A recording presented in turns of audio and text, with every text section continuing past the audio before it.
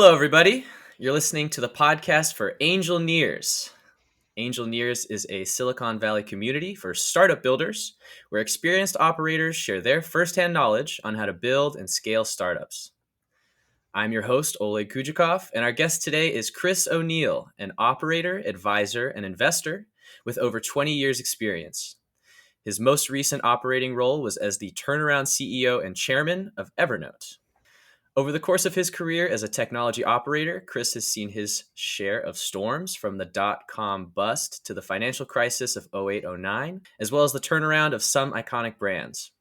Today, we're going to talk with Chris about the lessons learned and mistakes made from operating in previous downturns and turning around Evernote. But before we get into that, Chris, welcome to the show. Great to be here, Oleg. Excited to have you. So, Chris, you found in sailing a great metaphor for business and life. Why don't you tell me a little bit about how you found that? Well, I grew up in a small town in Canada, booming metropolis called Goderich, Ontario, population 7,000, and it's on the shores of Lake Huron. And as part of life growing up on the water, you're kind of forced to do sailing, even in like physical education class we took it. So I got exposed to sailing at a pretty young age. Now that doesn't mean I'm a great sailor, but I've always found sailing to be a nice metaphor for life.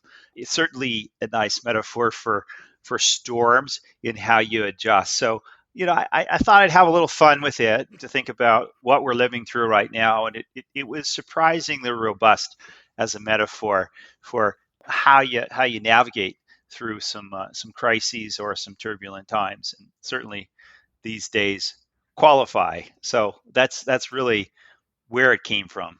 All right. Well, as someone who played a water sport in college, I am very familiar with the water, but I have not spent much time in a vessel other than my own body. So I'm excited to learn a little bit more about this. So let's start with this. In any crisis, priority number one is to stay afloat. You call it battening down the hatches. How does this translate into a set of decisive actions or decisions? Sure. So if you think about a startup in any time, your job is essentially to stay in the game or to stay alive. And in a crisis, that becomes increasingly hard. So the notion of you're in a storm, you have to batten down the hatches. And there are a few things that I found to be useful, and I've been very fortunate to have had good advisors, mentors, and board members along the way. And I'd say the very first step is really not trying to predict the future, but really try to prepare for a variety of scenarios. So I'm a very big fan of scenario planning, and not again trying to say, okay, if these sorts of things happen, what will we do? If these sorts of things which are beyond our control, how will we play the things that are within our control? And a mindset that says we should prepare for the worst and hope for the best. So that's really a mindset that I found helpful. And when a crisis hits, you almost have to delete your playbook and really start from scratch. And the thing that you typically control are on the cost side. So that's usually where it starts. There's this concept called zero-based budgeting, but really the mindset is that hey, question everything and arrange your plans in a variety of scenarios between doomsday to optimistic, and then tend to prepare for the downside. That's one principle that I found. There are others as well, and I'll talk about that briefly. But one is a concept that I call ground truth. So often people in a storm get buffeted and get thrown off course. So if you don't know where you are relative to where you're trying to go, it's really difficult. So this concept of ground truth means like, where are you with your customers? Where are you with your team? How is your product standing up, etc. And it helps to have, again, in sailing in the olden days before GPS, people use the North Star to navigate. And the same thing is true in a company. I believe in life too, not to get too philosophical. But if you're not clear on your purpose and your mission and your destination and your strategy and the trade-offs you're willing to make, it becomes really difficult. So that's for starters, is to say, what are the scenarios we should be thinking about, and what's the ground truth? Where are we relative to where we're trying to go? Yeah, so just to reiterate that, you should analyze your situation, understand what could happen, prepare for those things, and continue your course towards some point. How would you go about finding your North Star? Because I figure that's kind of a challenge in itself. It is, and it's I had the good fortune to get to know Jeff Weiner over the years, and he when he first told me this, it felt very overly prescriptive, but I learned the wisdom of being very, very thoughtful about what is your core, what is your vision, what's your mission, what's your strategy, what are your Mm, objectives, what are your values as a company, and not in a fluffy way, but really prescriptive in getting everyone on the same page, literally. Like if it can't fit on a page, maybe a page and a half or two, and that everyone on the team can consistently recite and understand and internalize that, you're really not going to get as far as you would like. And the way that he likened it is like if you imagine a rocket launching, and if you're off by a few degrees at launch, when you mhm, get out into orbit, you're off by hundreds of miles, right? So, especially early in the journey for a company, defining those things, not as though some of them won't change and evolve, of course they will, but to be really clear about those things so that everyone can stay relatively on the same page as you go. So that really has to do with talking to customers. It has to do with talking, and really having open communication and bidirectional communication with your team and other mhm. stakeholders in your company. So it really starts there. And then the notion of plotting a new course, right? So often when crises happen or you're pivoting as a company, you have to find ways to chart a new course. And it really does start with really understand sometimes what I call the physics of your company, meaning, how does stuff happen, right? How does a customer come in? How do they engage with your product or service, experience it, renew if it's a renewal type of a product, and then engage others and bring them into the fold, and being fairly intentional about how the physics are working, and being able to measure what you can, and then really, really staying in constant dialogue with your customers to understand the job that they hire you to do, and really make sure that as their needs and priorities change, which they almost inevitably do in times of crisis, that you are listening and not just repeating the same old playbook, and delivering the same old product the same old way, but adapting where and how you need to. Yeah. So let's put a pin in charting the new course. I really want to hear from you how you were able to get your bearings as CEO of Evernote. Can you give me like concrete examples of what that was like and maybe what was going on when you came on board? Yeah, sure. Evernote is one of these amazing companies that had created a category of capturing information that was important to you anywhere in any device at any time, and then being able to retrieve that in the moments that matter to you. And the beauty of Evernote was like being prescient in the fact that we're going to have more devices, and that we're going to have an information overload in our lives, and the ability to find and surface that information is going to be increasingly important. So it did incredibly well for so many years, brought in lots of partners, and around the time I joined, had lost its way a little bit in terms of really understanding which jobs it was really being hired to do, and was trying to do lots of different things. So one of the first things we did was trying to narrow the focus. So, for example, there were some products that had been acquired or they had been built that solved a specific need. So whether it's pen-based inputs to a tablet, a product called Penultimate, there's a product called Scannable, there's a product called Sketch, and all these products and variants of Evernote, all amazing, but really lacked the scale to really move the needle for the company, and distracted some of the resources. In fact, a lot of the resources when you added it all up from the core product. And in fact, the core promise and the product, we've been letting the customers down, or the users down a little bit. So job one was to really refocus on that.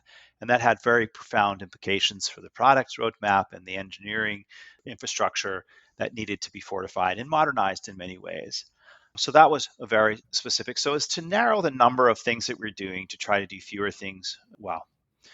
On the team side, it's so interesting that what motivates certain members at different phases of a company's life.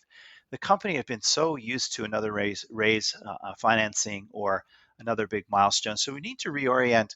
When I talk about the physics of the company, it's really like, hey, it's not so much about adding more registered users, but it's really about adding more engaged users and actually thinking through monetization in a very real way. So Mhm. the monetization, when you talked with customers or users rather, they weren't always clear as to the difference between a free product and a paid product, or if they were paying for a product, they weren't always clear about why. So we set out to make that clearer in a way that was, yes, good for the customer and for the company as well. So that was very specific. We changed our pricing model. I was not a very popular person on Twitter for a while, but really, like, I think you have to own that as a company, right? To say, hey, this is what we stand for. We're the best in what we do. We're going to charge a premium for that. And that ultimately did work out quite well as far as the overall health of the company, and the community ultimately did understand that, even though not everyone did. Those are some examples. We made changes like our own data center, operating our own data center to a public cloud. So we migrated to that. We made changes in our international operations, really to we had, I think, roughly 11 or 12 offices, so centralizing a lot of the offices in one place, and the practices, because we had a lot of duplication. And a lot of the benefit of operating a SaaS company is consistency, and really getting in very clever about things like pricing and marketing and how you position your product. These are some of the examples that we wrestled with, in addition to a team that was really motivated for the next leg of the journey, that was fairly different in terms of the things that we prioritized.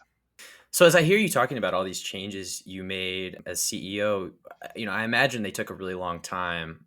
And as you continue along that journey and as you become familiar with the company, maybe that orienting towards your North Star and charting your new course blend together. Does that sound accurate? When you're doing it well, yes. Yeah. And one of the challenges, like operating in COVID and a turnaround, have some similarities, is that you don't always have the benefit of perfect information. In fact, you Mhm. never do.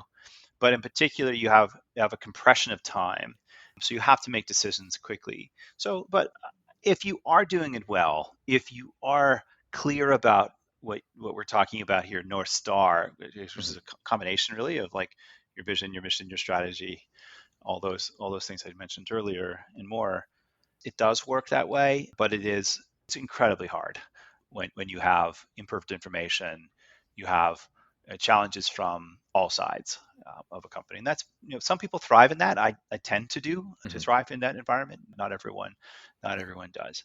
Yeah, I guess the next logical question is, does the journey ever end, or are you kind of continually charting that new course for growth?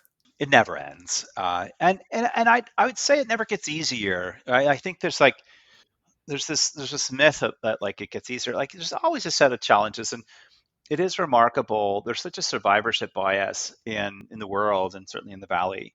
But like, you're always, if you're doing it right, if you're really pushing out there, you're constantly looking for the next wave of growth. It's difficult. It becomes hard, and that's like, either you like that or you don't. I'm the type of person that if presented with one or two paths, right, I almost invariably, whether it's like learning a new sport or a new skill, or whatever, in the business world, or a new Mhm. path, I always take the more complicated path. Not probably a defect on my part, but I do believe that's true. Like, the journey's never done, and if you set a big enough and audacious enough vision or aspiration, then that is true. And even if you come a little short of a mission along the way, I've always been trained and thought that if it's better to fall a little bit short of a really big mission than it is to kind of crush a small one. And so that's really underlying some of my underlying thoughts and assumptions and philosophies on goal setting, on pushing oneself, and constantly really trying to learn new and interesting things. It's a way that, on a personal level, I've always kept myself fresh and sharp, and certainly is true in the companies where I've been doing my best work and been part of great teams. Definitely. That's what I would call a growth mindset. And it sounds like you kind of live, breathe, and die by that. I try to, not always successfully, but I try to. Right. Well, failure is always going to be a part of that as well, right? There's a lot of failure that leads to the successes, and being okay with that is one of the biggest challenges you're going to face. Mm-hmm. But keep at it and maintain that direction, maintain that progress towards that North Star, and Yeah. constantly, take bearing of where you're at and chart the new course. I'm trying to use all these sailing metaphors. I hope I'm Oh, doing a there good you go. job. There you go. So we understand now the importance of getting your bearings and preparing for the worst. As we're navigating, and as you're a CEO and you're navigating a company, it's kind of this vessel. You get a lot of waves and storms from the outside, and I think those kind of come from the customer. So tell me more about how and why you should understand your customer and even get close to them. Yeah, so it's a good thing in any environment at any time, and it's overused to talk about it. But often people, when things change, like in a crisis, like what we're living through right now, almost by definition, needs and priorities have changed.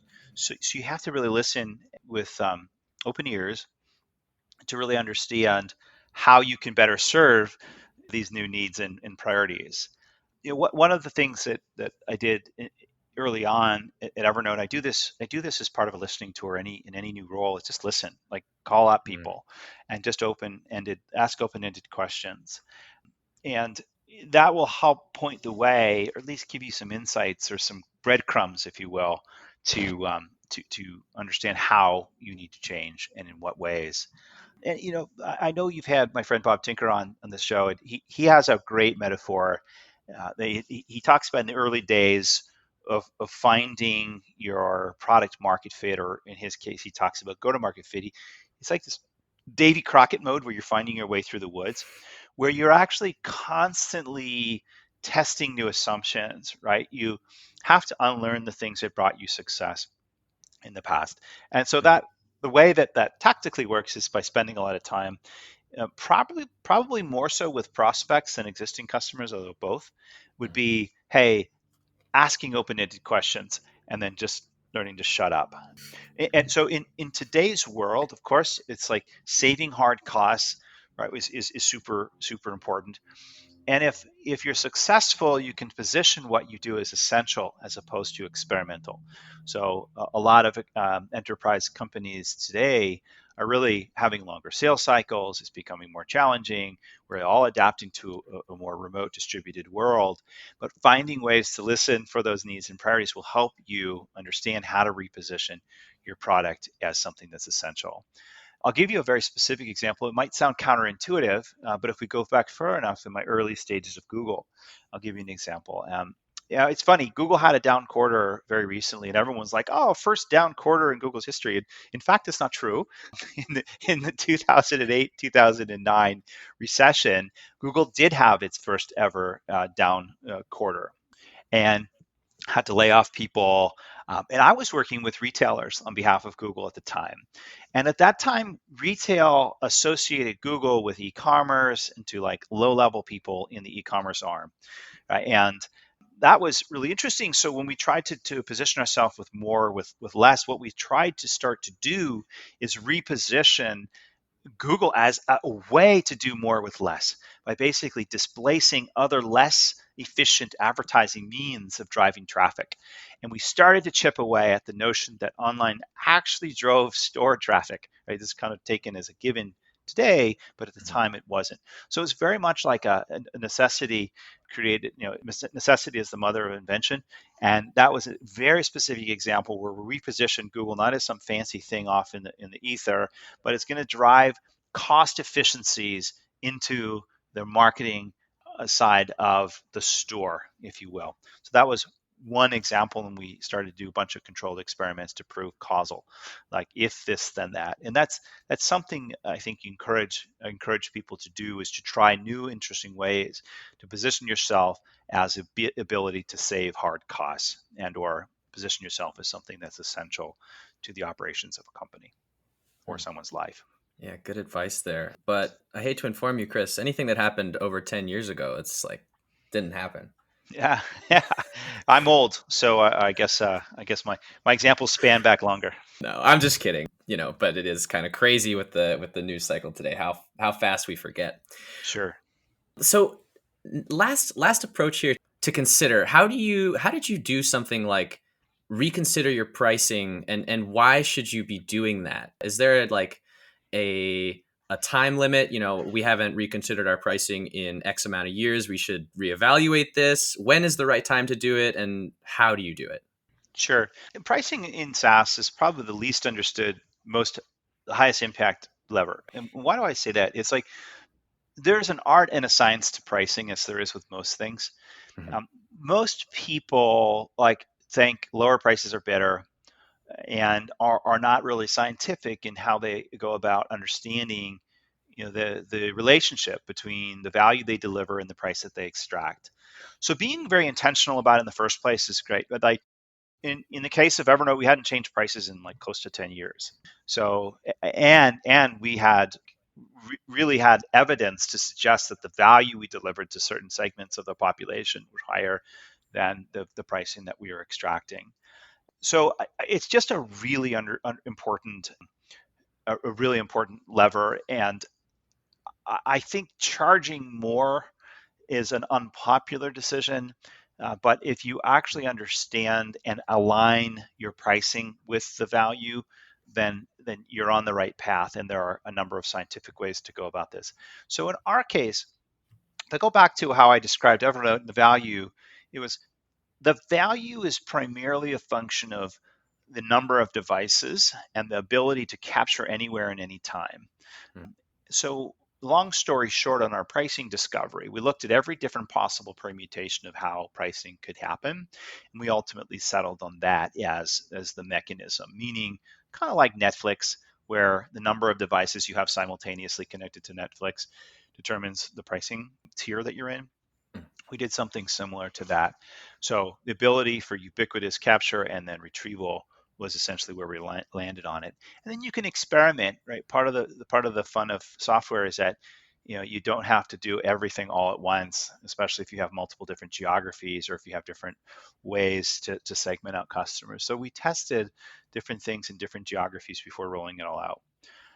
So that's broadly my thoughts on pricing. And it tends to be one of the bigger mistakes that entrepreneurs make is not charging enough for their product. And maybe the downstream implications of that are obvious, but if you don't charge enough for your product, you can't invest in the product, you can't invest in marketing to make sure people are aware of it. It becomes a self-fulfilling prophecy. So um, that's my point of view.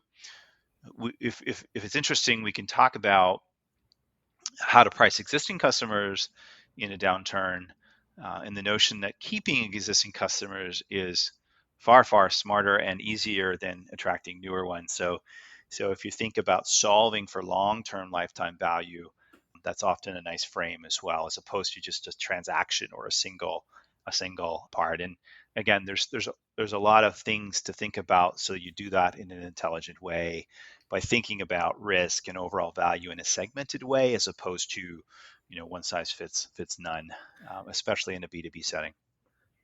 Well, yeah, I got some time here. Let's get into it. I think that's a really interesting kind of conundrum, especially when you're sitting at the helm. Do we want to do whatever we can to hold on to our existing customers, or do we think maybe we're not valued as highly as we should be, and we actually want to update our pricing model? How do you kind of draw the Venn diagram or look at the pros and cons there, and ultimately make a decision? Yeah, there's a few thoughts. And again, there's both art and science here, and these are situation dependent. But the things that I found to be more helpful than not, it starts with a classification of your customers, and I'm going to skew this more towards a B2B setting, although some of the lessons here apply in a B2C setting. But if you think about classifying your customers by both risk and value, and then doubling down on the higher value customers, very obvious thing to say, but it starts with the discipline to actually think about your entire customer base and segment them. And Mm, it's hard for people to intuitively get this next thing I'm going to say, which is basically not all customers can be saved, and not all customers should be saved. To be clear. mm. So again, not you don't want every customer, and they're not all created equally. So taking a segmented view is important. The most common thing, if you decide to save and you're solving and optimizing for lifetime value, is to offer a lower price in return for a slightly longer extension of the contract length. Okay, so Mm. and even how you do that is probably more important than the what. And what I mean by that is, things that offer kind of more for your money in addition to just length of contract. So no risk trials, right? Offering them free cancellation, performance related rebates, a loyalty credit. You extend the payment terms. You can increase your service levels. I mean, I could keep going with examples, and my point isn't to be exhaustive, but is to take a step back and try to be creative about, again, the interchange and the exchange of things of unequal value. Last thing in this direction is free months rather than discounts wherever possible. And why do I say that? Well, if you offer a discount, it's harder to undo that later. If you say, hey, we're going to give you n number of free months, at the end of those 3 months or 4 months, whatever it is, it can switch back without having a very complicated conversation. So again, just to think about pricing as a strategic lever and asset. You can be artistic but also scientific about how you arrive at pricing, and then also be very creative about what I call exchanging things of unequal value when when you're looking at your existing customer base and their pricing. Well, that was a interesting conversation. Next, let's talk about maintaining and leveling up your crew. I want to know more about picking the best team and how to communicate with your team effectively, as well as empowering your team to do their best. So let's start with making your crew, using another sailing metaphor here. How do you make your crew happier, particularly during challenging time? We're recording this interview during coronavirus quarantine and lockdown. So, how do you manage keeping your crew happy? Well, at first it starts with a mindset that really that's all that matters. Like in the end, I mean, you can have the greatest company, you can have the greatest product, this or that, but if you don't have a team, and if you come back to a sailing metaphor, right? If you're a captain, you're going to need to hire sailors again, right? Mhm. To operate your boat, and it therefore behooves you to have a very good reputation, to treat people the way that they deserve to be treated, and that typically, I do like Simon Sinek's work, both start with the why, but he also has something called the infinite game. So it's like playing a long game, right? And that does tend to be the starting point for, I think, successful companies and leaders, is to say, hey, listen, I'm going to take a long view here on people, and but that doesn't mean you don't have to make difficult decisions. But I think that candor and authenticity, overused words, but when it comes time, when the metaphorical shit is hitting the fan, like, being authentic and being candid is essential, and it becomes, I think, what separates people. So you can be empathetic, compassionate, and very just authentic and open with people. Hmm. That's a starting point. I think another thing we saw this before COVID. I think we're seeing acute cases of mental health challenges with all the stresses in the world, all the complexities that we're all wrestling with. And so I always talk about starting with yourself, like putting your own oxygen mask on first. Yeah. I'm not ashamed to admit that I've wrestled with burnout throughout different stages of my career. I've found ways to basically take care of myself, because if you're not taking care of yourself as a leader, then boy, it's sure hard to take care of others. The other part is expressing humanity, and you can do other things like doing small but meaningful things to encourage people's well-being, right? Mhm. Buying them a mindfulness application, but really being human, right? Like, we're all stuck in our houses right now, and when someone's dog walks by or someone's kid interrupts, rather than it being seen as an interruption, I view it as a welcome part. But really, like, those are just some more mindset things, but really where I've made mistakes and or done this well, it really does start with asking questions of the team. Mhm. and having a genuine curiosity and a desire to listen, right, to what's going on. I talked about a listening tour when I go into a new situation, but I think channeling this constant curiosity that often, the people closest to the problems and or the people most shape a culture or a company are right around you, and the answers are often lying in plain sight should Mhm. you choose to listen to them. I think it's a time to double down on communication and bilateral and listening. So whether it's Slack channels or town halls or creative ways to get what's really on people's minds, so you push past the surface. I think I learned this actually from Intuit. I learned this from their fearless leader, Brad Smith, who's just great. He in the downturn in 08, 09, he asked everyone to log all the things that were going better in a crisis than they were before, and then they kept the things on the other side that were working. And that's another nice tactic that I've tried to encourage others to borrow and or practice myself. And the last thing on the super tactical side is like communication is underrated too, just as listening is. So as a leader, you live with things much longer than most others, and you see more things. The ability to communicate, and there's an executive at Google named Jonathan Rosenberg who liked to say repetition doesn't spoil the prayer. So the notion of constantly repeating things, and I talked about the North Star, like it's impossible to over communicate those things, especially if you have new people in the midst, right? Almost by definition, they've only heard it once or twice.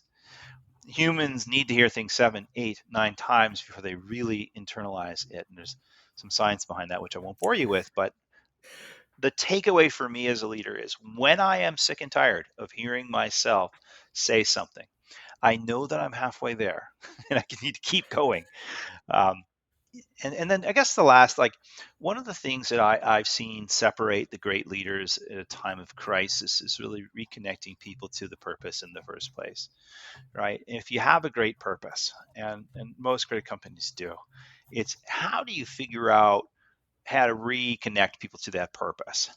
One definition of leaders is this translator of dreams, right? To keep that purpose alive, especially in hard times. Right? And there's a really nice quote in keeping with the sailing metaphor that says, if you want to build a ship, don't drum up the men to gather wood, divide the work, and give orders. Instead, teach them to yearn for the vast and endless sea. And so I really like that as a mindset for great leadership. I love that. A whole lot to unpack there. The first thing is a lesson from one of Dale Carnegie's books, which is the only way to really make someone do something is to make them want to do it. And I think Yeah. that's kind of at the heart of your metaphor there. The second thing I'll say is internalizing things does take time, and I've struggled with this. And I wish there was a word for it for when something finally clicks. The example I'll use is sunscreen. I come from Russian and Irish descent, so my complexion is light to say the least. Mhm. And when I was young and running around, my mom would always try to get sunscreen on me, and I hated it. It was a weird Mhm. smell. I didn't like putting stuff on my face. And then I played water polo for about 10 years. And now sunscreen is like my war paint. And I wouldn't dare Mhm. go outside for more than 30 minutes without putting an ample amount of sunscreen on. And I wish there was some sort of word because there is a point when all these lessons that you've been hearing from your mom, gotta put on sunscreen, gotta put on Mhm. sunscreen, they finally click and you understand the lesson. Another thing you said, well, two things about, and I think this is so key. You said listening is key. So we could all do more listening. I think it's key. But then what you also said, you didn't say talking is important. You said communicating is important. Talking is Mhm. easy. Saying words is easy. The hard thing is communicating and having those messages actually be heard and internalized. It's more than just talking, it's communicating. And then the last thing I'll say, which I loved, the first thing I asked was how do you keep your crew happy? And you didn't say, act happy. it's actually weird to just act happy all the time. You have to be human. And sometimes to get happiness out of your crew, it means when you're having a downtime, it's being realistic and feeling those emotions and not always putting out happiness. It's not happiness all the time. That's not what's going to lead to happiness. It's sort of being human and understanding the realities of what's going on. Yeah, that one last one's so important. I can't really wrestle with it, right? I mean, like I'm generally I smile a lot, and like I spent 10 years at Google where it's like up and to the right, right? It's like what's the slope of that curve? It's very steep.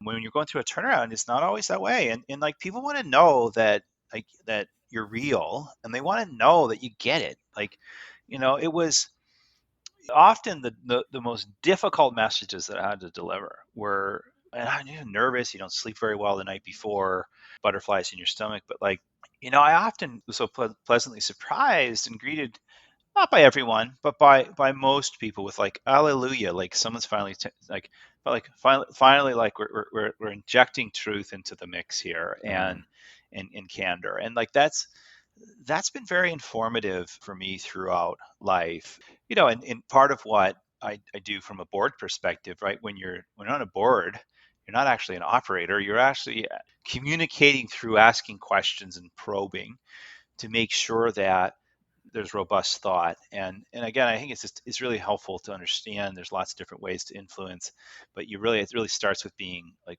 trustworthy, authentic, and you're really being real with yeah. people when the situation calls for it.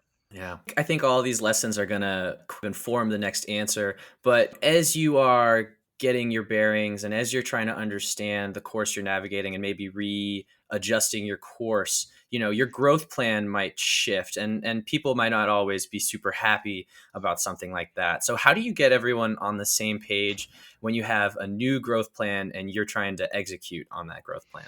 Yeah, it's not. I mean, if you do it well and you have time, and even if you don't have time, you should probably try to create it. And it's a concept I call build in, not buy in, build in. And again, if you're listening to people like your customers, your employees, your stakeholders, your board, your investors, etc., like rarely you're going to get everyone in line, but like at least people feel heard. And even if they don't agree with the direction, Amazon has a great value called disagree and commit, and all great cultures have a version of that. All great teams have a great, Mhm. whether it's sports or professional or families even, right? Learning how to disagree and then say, okay, I felt heard, and no, I don't necessarily agree with the direction, but I'm going to get behind it Mhm. because I'm part of this team, I'm part of this family. That's really essential. So, like, if you don't do that, often you get the predictable resistance. So, I think that Mhm. that's a good part of it. Beyond that, it's articulating like why you're changing, like as specifically as you can, why it's going to be better, right? And how will we know when it's better? So some metrics of success and a little bit of time travel is sometimes important in storytelling. Again, I'll point to a tactic that Amazon uses for their product development, which is basically like writing the press release, if you will, Mhm. for 3, 4, 5 years into the future. And I sometimes use that tactic to kind of get people to focus on a different state, not to be delusional, but to say, hey, when things have gone right, this is what it looks like. And then communicating like how. And then finding ways. I mean, one of the things that, again, similar, I've made every mistake in the book on most things in management and leadership and investing, but it's knowing that different people learn differently and need to hear things differently. So this is like engineers typically different than salespeople. Not Yeah. always, but typically, right? So one of the things that I found to be useful in my career is breaking it into smaller groups of people, not just doing one to n and one to many, but grabbing like 5 to 15 people, putting them in a room and whiteboarding. It's I think people can hide behind PowerPoints and presentations and so forth, but there's something pretty real about being able to just interact on a whiteboard and draw a strategy or even just the numbers, right? Like people, Mhm. especially with engineers, I found that was a really useful tactic to say, hey, here's the reality of our business. If we don't do this, this is the not a good outcome. And if we go in this direction, here are the things that you have to believe. And showing a few numbers and drawing a picture or two is again, I found that to be a fairly helpful tactic with certain groups of people. Yeah, I didn't discover the power of the whiteboard until college. It's such a great tool. It invites collaboration, and like you said, a PowerPoint is more like a lecture. It's sort of the slides are done. You're sort of Mhm. just what's there is what's there. There's no changing it. But with a whiteboard, it's sort of an invitation to grab ideas rather than tell people what they should be thinking. So I really like that as a tool. Yeah. Next, let's talk about new horizons in venture capital. Let's talk about what's to come when we emerge from the storm and being optimistic about what's on the horizon. What are some of the clues that you can look to find what's to come, and what waves are building up on the horizon? Sure, I think there are a few. So one of the great things about crises and so forth is that they inevitably end. And without continuing to butcher the metaphor of sailing in storms too far, like the thing that I like is the assumptions of the past have been washed away. And in its place, there's permission to try new things. And it is, I believe, one of the many reasons why some of the best companies and institutions are built on the back of a downturn or on the back of stormy or turbulent times. It's just like, oh, like in the case of COVID, right? The trends that were well underway got compressed, like not a little, but a lot, right? In some cases, 5, 10 years. I I spent a lot of time in retail and looking at commerce, and that's like so obvious. And that was same with telemedicine, or think about exercising and all Mhm, sorts of all these other well-being things. Like so I think that thing one to think about is just like, okay, like the conditions are like we're ripe and we're open for different things almost by definition. So I think that that's important. And I think that I loved my time at Google X. It was in many ways a kind of a dysfunctional project I was working on. I was working on Google Glass and wearables. My takeaways were working with wonderful people who thought incredibly big and who kind of just like really thought about what things, not what could go wrong, but what could go right.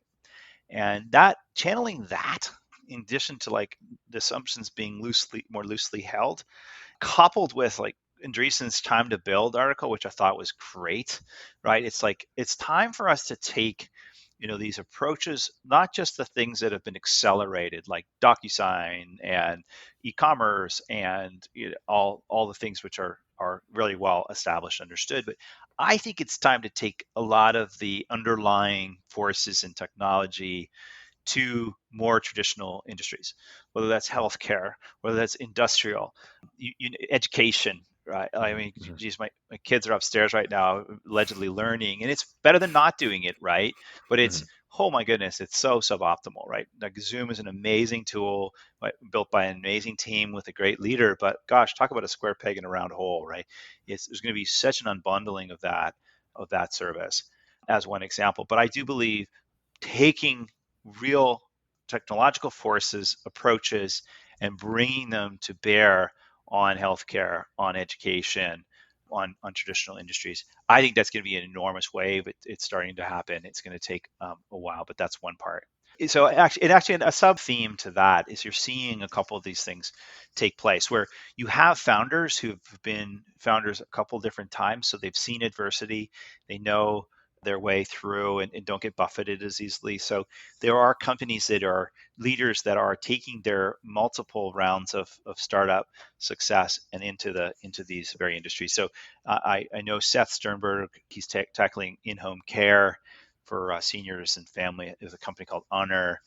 There's this guy named Sammy Inkinen. He's doing Verta Health. There's a great healthcare company called Forward, reshaping the doctor's office. These are the sorts of things where you have to take a longer time horizon, but bringing the mindset of an entrepreneur who's has acquired some wealth and some patience and ability to take and play a longer game. So like I would say that's really one big ball of threads. As to you talked about waves forming. I don't know if that perfectly lines with waves forming, but there's sort of the orientation around the on the entrepreneurial side, thinking bigger, bringing it to different industries, and really unlocking, you know, the portions of the economy which really have been resistant to the type of change. that we take for granted in certain industries. Yeah, no, I think you nailed it on the head. I think you were able to identify where a few waves are forming and where we expect to see big changes coming. My immediate question, you keep talking about healthcare. I actually work in healthcare technology. Who do you think has the more enviable position? Somebody who has been in healthcare technology for maybe 10 years and they're ready to pivot to address, maybe the need of a telehealth market, ready to address those needs? Or do you think starting a new company right now and trying to create something, having sort of seen where we are at today, who's in the better position, in your opinion? Well, I think you obviously need a bit of both. It's the mix, and that's not a cop out answer. I do think it's just really true, right? You need a blend of people who understand the industry, but on balance, I like the fresh approach. Right? I think that I mean it's probably overused, but like who's the person that's single handedly disrupted sustainable cars? Who's this person that's disrupted rockets? Who's the person that's like putting implants in pigs for God's sake at this point? Underground, like he has zero experience in any of those industries, but is fundamentally bringing a fresh perspective and just an unapologetically audacious mission. He will get to Mars. So, on balance, this is the fresh thinking and the unencumbered thinking is, in my view, the predominant where you'd want to bet. And then blending in people who have the context and ability. So that's sort of how I think about it.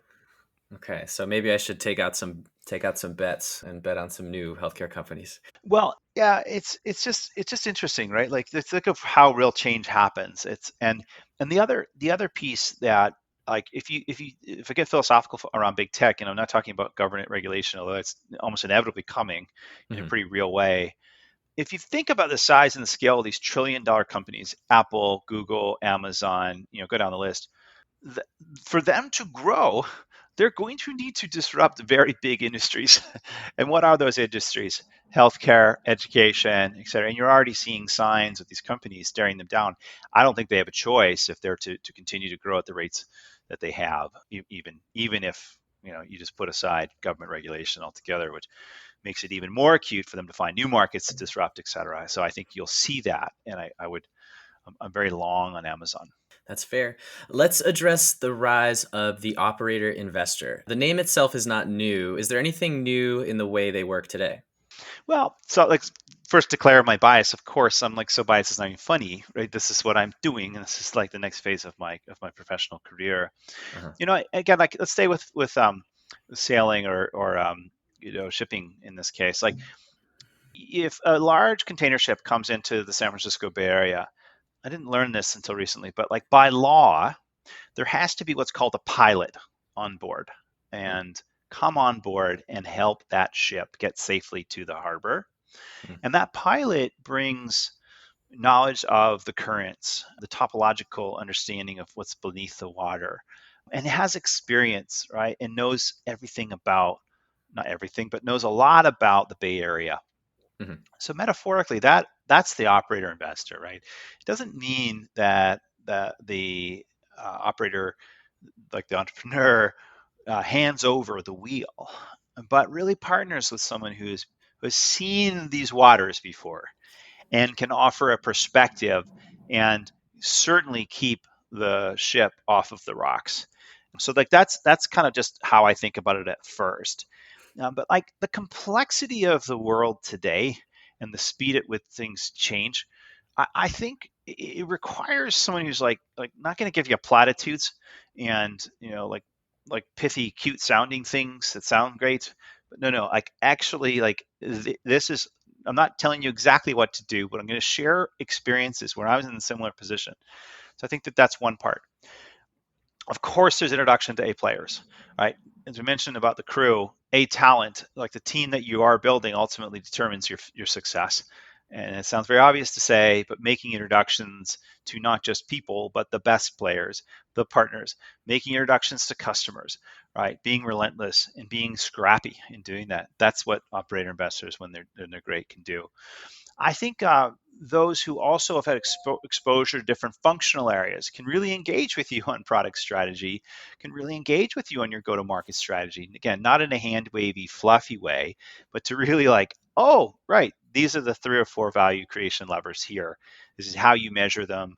You talked about how to rally an organization around change. It's the same thing, right? Someone who's been there and done that and made mistakes and seen success can help you do that. And then the last is almost like a just a mentor or coach, if you will, typically around leadership stuff. Like I'd say, I used to have this professor in business school who was teaching us operations, like operational theory. We'd go through all the math about supply chain and do all this calculation. And at the end of every class, right, the conclusion which he would articulate out loud would be at the end, it's all OB, right, organizational behavior, which really is his way of saying it's all about people. So operator investors who have understanding and have some EQ can help coach through leadership issues, which is really about frequency of communication and style and really keeping a team more or less between the rails. So like that's one way to think about it. And again, so steady hand on the wheel, help you absorb things and shocks as they come,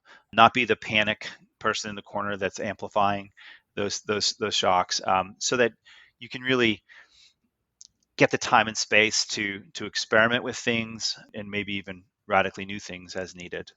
Well, I just got to say that metaphor of the pilot is really incredible and totally appropriate, given that we're talking about sailing here and Mm-hmm. treating your business as a boat. Having that pilot to do the last step and engage your kind of docking seems very valuable, and it's kind of a perfect metaphor. But while it is important to have real experience with the waters that you're in when it comes to the Bay Area, especially, why is it also important for investors to bring a global perspective to the table? There's clear data that's happening, right? If you look at where funding is happening right now, it's about half and half, right, in terms of VC investment dollars in the United States, which is disproportionately here in the Valley versus outside. And that's just like the internet grew up here in the US, but it's certainly global, right? If you just look at, I mean, I could spout off tons of stats, but if you look at, China in e-commerce alone is 40% of the global market. China alone, it's amazing. You look at the mobile phone industry, China and India have 5 times more mobile phones than the US. I think the other dynamic that is real, we're living it, and we're already pushing towards the distribution of work. This is a forced experiment with COVID. The tools that are available, and we're going to see this Cambrian explosion of innovation here. I know it, and it started with things like Jira, right, and Atlassian, and Slack, and Zoom, and Mhm. keep going down the list. There's just like hundreds, and like Asana is about to go public, like all these tools that really allow work to be distributed in like an okay level, and in the future will be like that. So I think that you're going to see distributed teams form everywhere, and the capital will flow like water to those different things. And not to get myself into too much trouble with the immigration policies of this country, but they're completely backward. Right? I'm Canadian who has now has dual citizenship, but like goodness gracious, if the U.S. doesn't get its head out of its butt on immigration, like there'll be no other choice but to build elsewhere. So that's another part of this as well. So investors are finding great entrepreneurs, not just in the valley. I mean, look to Canada for great stories like Shopify. There'll be many other Shopifys in many other different geographies from here. Well, if the US is unable to do that, you will find me in Vancouver.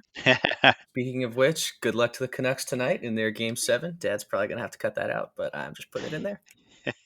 Go Canucks. Before we go, what's the best way for our listeners to reach you? I'm sure people are going to have questions after listening to this one. Yeah, they can find me in the socials. I'm somewhat active on Twitter. I'm not a super active. You can find me there. You can find me on LinkedIn. All right, that's Chris O'Neill. We're going to end it there. If you liked our show, please subscribe wherever you get your podcasts and leave us a rating. I would appreciate it. Thanks, Chris, for joining the show today. Let's get you back on here soon. That was informative and educational. Thanks, Oleg. Have a great weekend.